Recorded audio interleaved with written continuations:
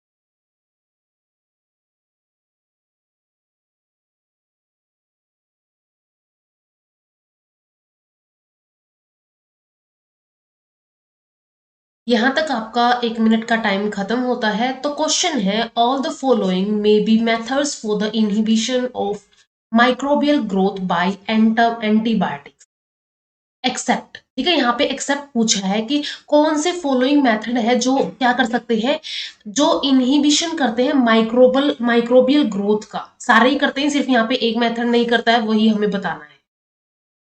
अब यहाँ पे ऑप्शंस है, antibiotics disrupt cell wall synthesis. ये जो एंटीबायोटिक्स होती हैं ये सेल वॉल को डिसरप्ट कर देती है। सेकेंड ऑप्शन है, antibiotics interfere with cell membrane function.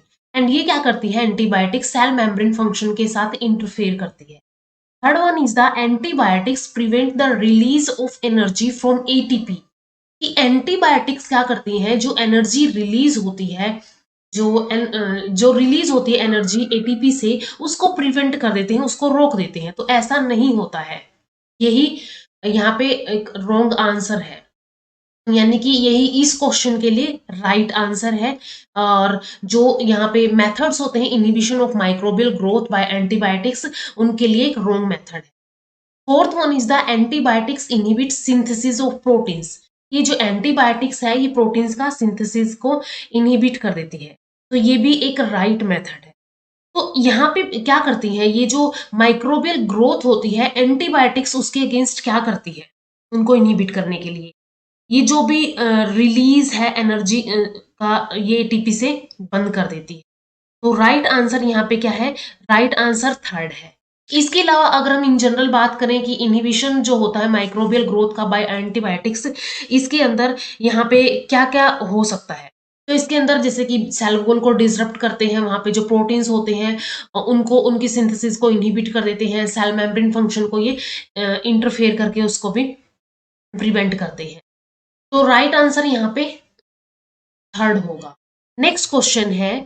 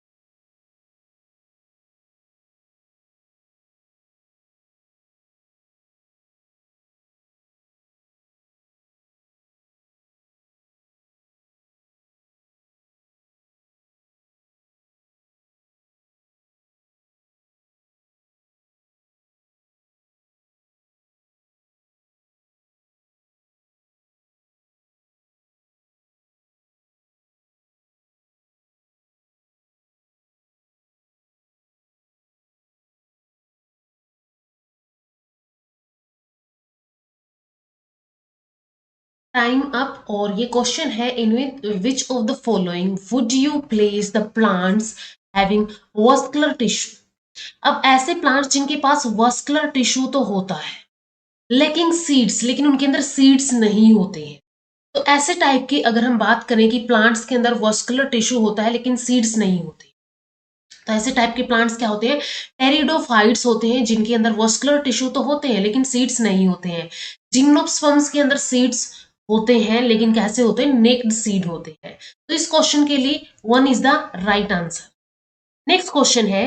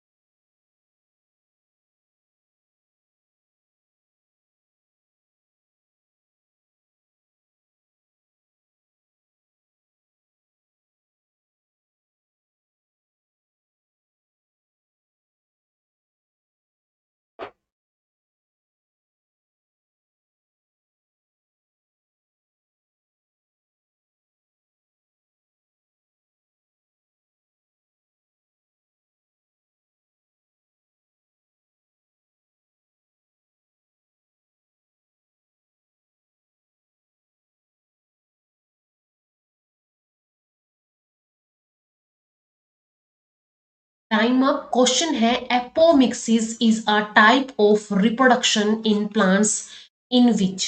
ठीक है, एपोमिक्सिस के अंदर क्या होता है, एपोमिक्सिस क्या है, एक प्लांट रिप्रोडक्शन, एक टाइप का रिप्रोडक्शन होता है प्लांट्स के अंदर, एंड ये होता है एक टाइप का एसेक्सुअल रिप्रोडक्शन। तो एपोमिक्सिस सिंपली क्या होता है, इसके अंदर फर्टिलाइजेशन नहीं होती है, एंड फर्टिलाइजेशन के बिना ही यहाँ पे एम्ब्रियो की डेवलपमेंट हो जाती है। तो फर्टिलाइजेशन नहीं होगी यहाँ पे एपोमिक्सिस के अंदर।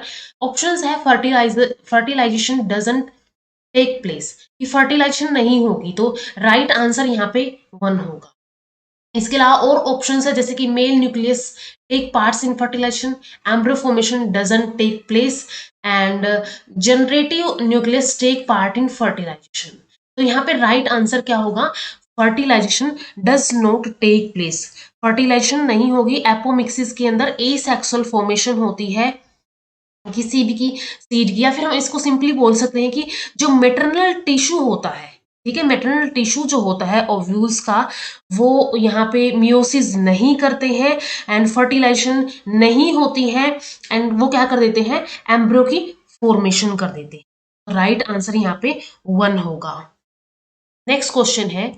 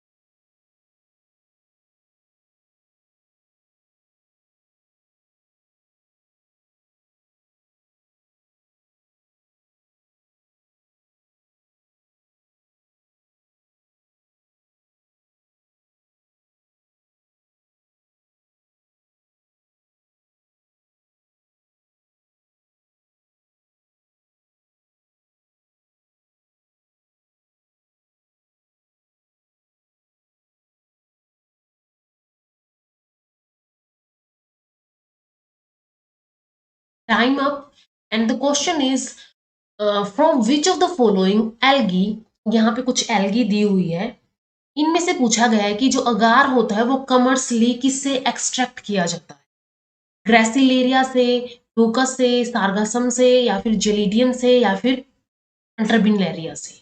तो यहाँ पे अगर हम देखें, अगार जो है ये कमर्शियली किसे ऑब्टेन किया जाता है, किसे एक्सट्रैक्ट किया जाता है, तो ये एक्सट्रैक्ट किया जाता है ग्रेसिलेरिया से। इसके अलावा यहाँ पे जेलिडियम से भी एक्सट्रैक्ट किया जाता है। तो ए एंड डी यहाँ पे राइट आंसर है। ठीक है, ए एंड डी यानी कि जो ऑप्शन 4 है वो क्या है, यहाँ पे राइट है। नेक्स्ट क्वेश्चन है,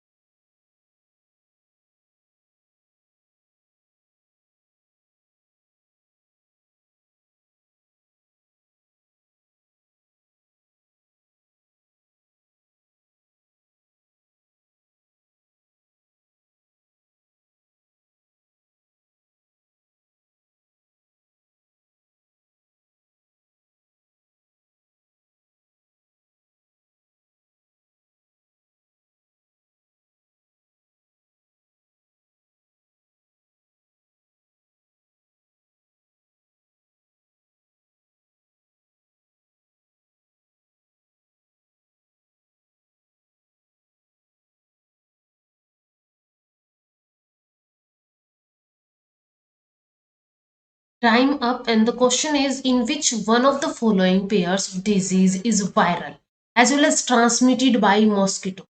ठीक है, इस इन यहाँ पे पेयर्स में से बताना है, ऑप्शंस के पेयर्स में से कि कौन सा ऐसा डिजीज है जो वायरल है एंड वो मॉस्किटो से ट्रांसमिट होता है। तो ऑप्शंस है elephantiasis and dengue, yellow fever and sleeping sickness, या फिर encephalitis and sleeping sickness and yellow fever and dengue. तो इनमें से येलो फीवर एंड डेंगू जो है ये वायरल डिजीज है एंड ये मॉस्किटो से ट्रांसमिट होती है। ठीक है, जो येलो फीवर होता है वो एक वायरल इन्फेक्शन होता है एंड कॉमनली जो एरियाज होते हैं जैसे कि अफ्रीका के एंड साउथ अमेरिका के, वहां के मॉस्किटोज ये टाइप की डिजीज कोज करते हैं। इसके अलावा एक आता है यहाँ पे डेंगू है, वो भी क्या है, एक वायरल डिजीज है। तो फोर्थ यहाँ पे राइट आंसर। नेक्स्ट क्वेश्चन है,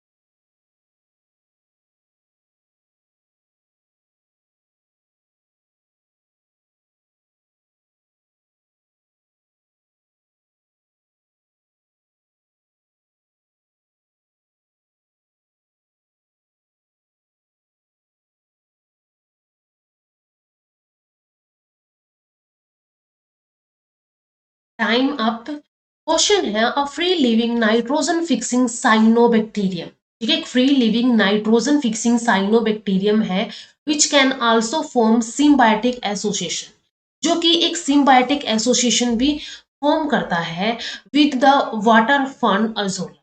ठीक है, अजोला के साथ क्या करता है, ये एक सिम्बायोटिक एसोसिएशन बनाता है। तो इनमें से बताना कि कौन सा टाइप का यहाँ पे ये साइनोबैक्टीरियम है।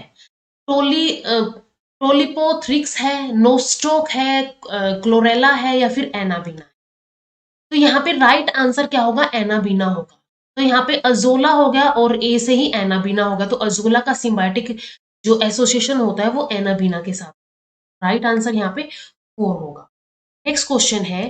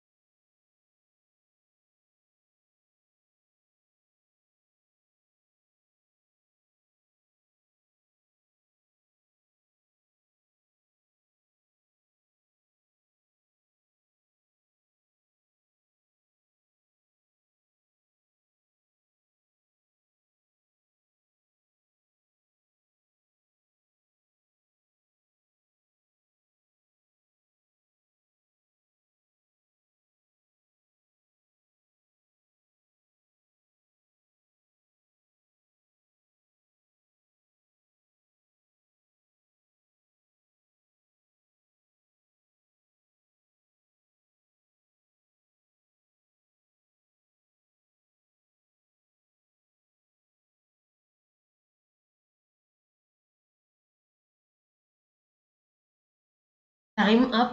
क्वेश्चन है, आइनोफोर्स आर, आइनोफोर्स क्या होते हैं। ऑप्शन है the getting mechanism associated with the transport of ion. ठीक है, आयनोफोर नाम से पता चल रहा है, तो ये आयन का ट्रांसपोर्ट करेगा, लेकिन हमें बताना है कि कैसे करेगा। ये गेटिंग मैकेनिज्म होते हैं, या तो intrinsic protein that passively transport ion. Third है chemicals that form pores in the plasma membrane and allow ions to cross.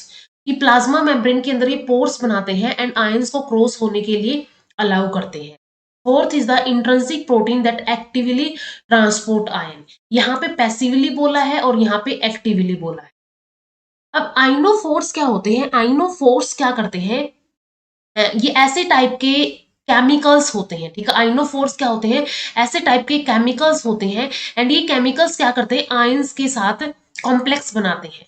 Ions के साथ कॉम्प्लेक्स बनाएंगे एंड ये कॉम्प्लेक्स फिर जो भी सेल मेम्ब्रेन है उसको ट्रांसपोर्ट करने में या फिर उसको क्रॉस करने में हेल्प करता है।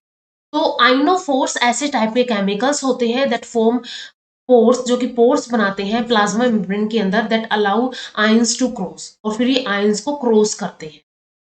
तो यहाँ पे वैसे तो यहाँ पे सारे के सारे क्या कर रहे हैं, ट्रांसपोर्ट कर रहे हैं आयंस का, लेकिन यहाँ पे ऑप्शन के अंदर ये ऐसे टाइप के केमिकल्स होते हैं। तो थर्ड यहाँ पे राइट आंसर होगा। नेक्स्ट क्वेश्चन है,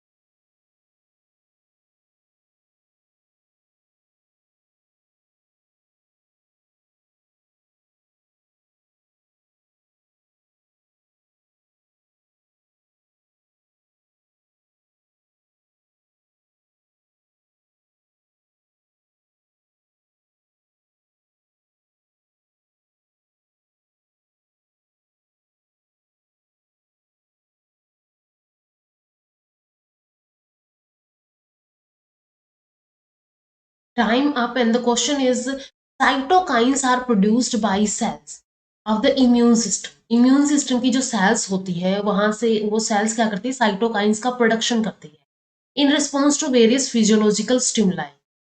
जो फिजियोलॉजिकल स्टिमुलाई आती है तो इम्यून सेल्स क्या करेंगी, साइटोकाइंस को प्रोड्यूस करेंगी।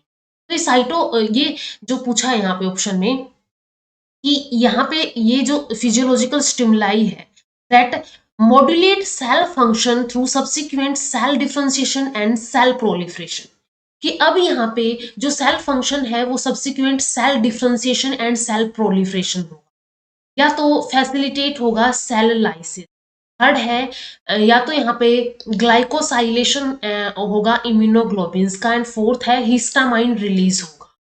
तो यहाँ पे साइटोकाइंस का काम होता है इन्फ्लामेशन को रेगुलेट करना।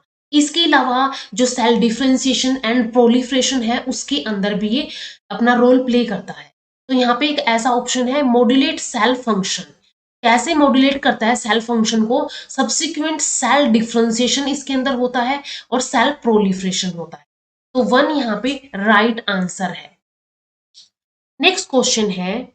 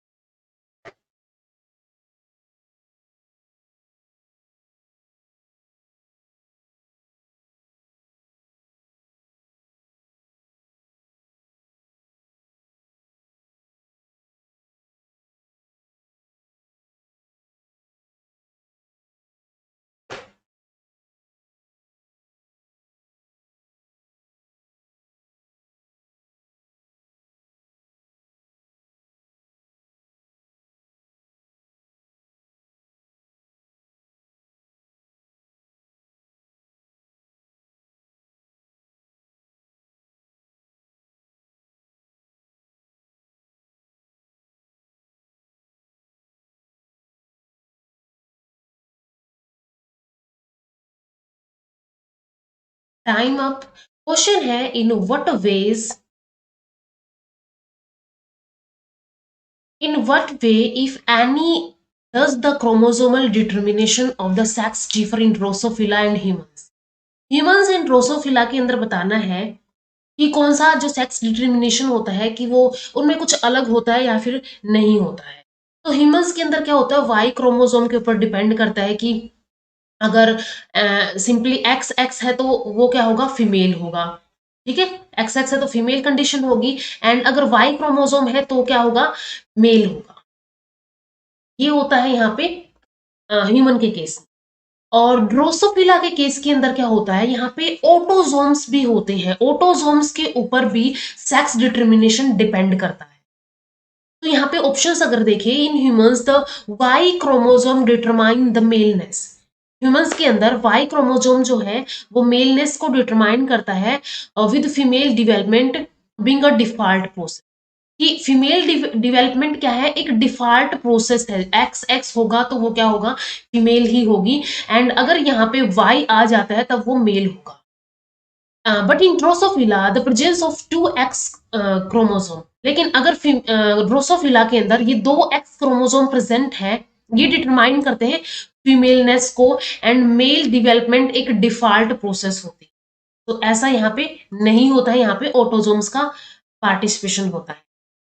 इन humans the Y chromosome determines maleness, कि ह्यूमंस के अंदर जो वाई क्रोमोसोम है, ठीक है, सही बात है, ये वाई क्रोमोसोम क्या करता है, मेलनेस को डिटरमाइन करता है।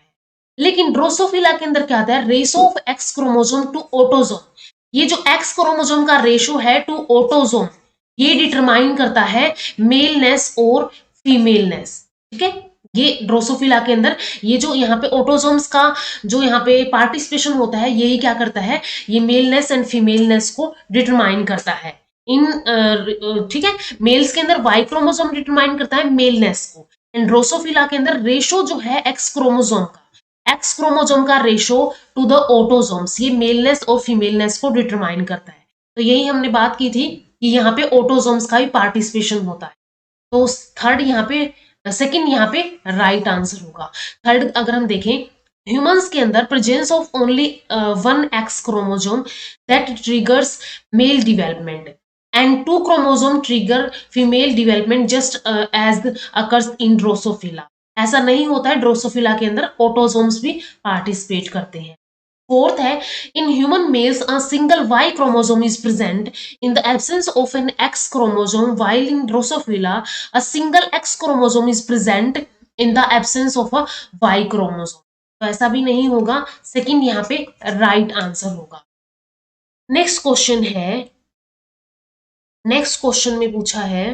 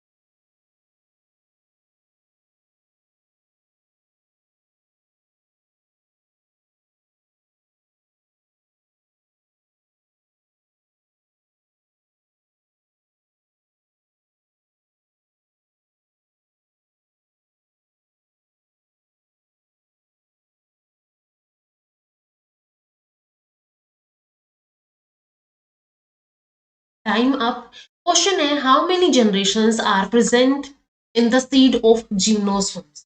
जिम्नोस्पर्म के सीड के अंदर कितनी जनरेशंस पाई जाती है, दो, तीन, एक या फिर चार। जिम्नोस्पर्म्स के सीड के अंदर तीन जनरेशन पाई जाती है, ऑप्शन 2 यहाँ पे करेक्ट है।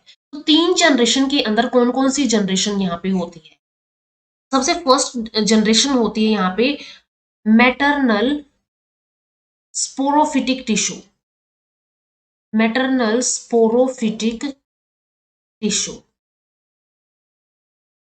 इसके अलावा सेकंड यहाँ पे होता है गैमिटोफाइट,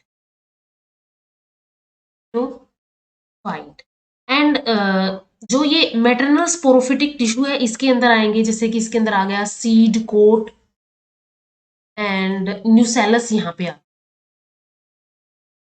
एंड गैमिटोफाइट होता है यहाँ पे हैप्लॉइड, एंड थर्ड यहाँ पे होती है जनरेशन प्रोटोस्पोरोफाइट, यानी कि एम्ब्रियो।